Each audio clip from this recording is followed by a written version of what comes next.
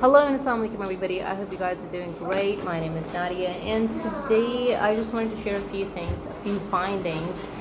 I was doing the research on the origin of schools and before all this I knew that the purpose of schools apparently is to control our minds and to make us think that the way they want us to. But I was not expecting someone could have said that so blatantly back in the days. And the quote that I'm going to share with you guys is the one that I just chanced upon reading, and this was something that I checked like 2 or 3 times. I checked to figure out, is it really something that that person has said? This is a quote from Johann Fichte. He's a German philosopher, and his ideology has been accepted, has been implemented. What you are seeing in the modern schools is something that he has proposed, and this was idealized, this was established by his, the followers, or you would say that. It's basically the Prussian model of education. And what he said was, quote unquote, education should aim at destroying free will, so that after pupils are thus schooled, they'll be incapable throughout the rest of their lives of thinking or acting otherwise than as their schoolmasters would have wished. Like, seriously? Oh my God. So if you go back in history, you would see that education or the concept of schools was there even like 4,000 to 5,000 years ago, even maybe longer than that. But like, if you see the empires, the civilizations, you would see that they had a very organized system of education. But the very prominent feature you would see there is that the education, which included music, gymnastics, which included language, the learning of ancient language, religion, and because learning of ancient language was important to understand the religious text and philosophy or arithmetic and astronomy. So this was something that was going on, but that was only reserved for high class people, the upper class, the elite class, the royal class. And those were the people who were prepared to...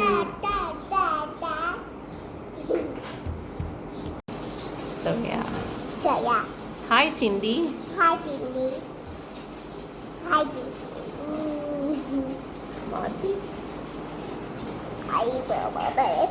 चलो जाके अपना cake बनाओ, चलो। खा लिए? चलो सही है। अब मैं खाऊं केक? हाँ जी, अब खा लो जाके, मामा को भी दो। I need some water. I want to follow. Yeah, what I was saying was that the education was of these very particular subjects was limited to the ashrafia, the very, very wealthy people. That was again to make them prepared, to prepare them for the government offices, to be priests, and to be in the positions where they could control, because education, the knowledge actually makes it possible for you to control other people. So basically what happened was that before 1900s, like just not very far ago, before 1900, children were learning things at home, and like we're talking about the commoners, they were learning things at home or playing out in the streets in real life. In 1837, the state of Massachusetts in U.S. formed the first state board of education with Horace Mann as the secretary. Mann believed everyone was entitled to the same content in education, and he got this idea again from German philosopher, the Prussian model of education that we talked about earlier. And returning from the research trip in Germany 1848, Mann lobbied heavily to have the Prussian model adopted. So what I'm going to read is actually something that I've watched in a video in YouTube earlier, and this is exactly what they said. He quickly set about establishing a statewide system of common schools started by professionally trained teachers. His ideas quickly gained momentum, and by 1852, Massachusetts passed a compulsory attendance law. Like, it became a law in 1852 for every kid of the state to go to school. And Mann also believed that school could become an equalizer, and values such as obedience to authority, promptness and attendance, and organizing time according to bell ringing would help students prepare for future employment in an industrial age. So if you see the bell ringing of when you're going to school, when classes are commencing and when classes are over, when periods are commencing and they are getting over, and the same thing is happening in the industry, is when it's a break time, there's going to be a bell. So it is basically a way to condition a human brain. And what he's saying, that is basically what he was doing, was preparing the people, the common people, for the age of industrial progress.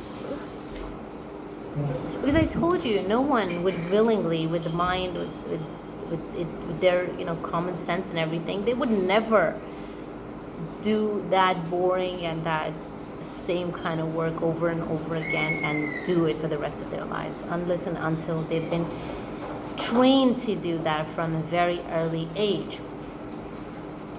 So what were we? And the whole purpose of it is to create a docile factory military workforce. The whole purpose is to subordinate children and get them in that mindset of being subordinated, so they grow up to be subordinated adults. Prussians who had been out to destroy the imagination, the basic purpose of school, the modern school system was, this is something that I shared the quote with you guys, that they have outlined the purpose of the system very blatantly, very boldly, without any hidden words or anything that you would say that, oh, they could mean this or they could mean that. Very clearly they said, this is the reason why we want to educate you guys. There is no doubt about it. So the entire system is designed to regiment a large group of people and to get them all to do the exact same thing. By 1900, 34 states had compulsory schooling laws. Half of the nation's kids were going to school by then. And Noam Chomsky, who's also a very well-known philosopher and linguist,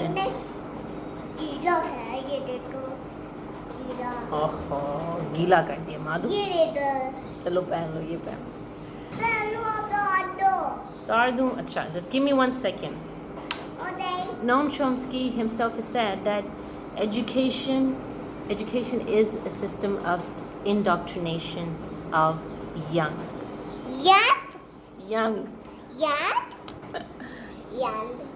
Young, just like Madhi.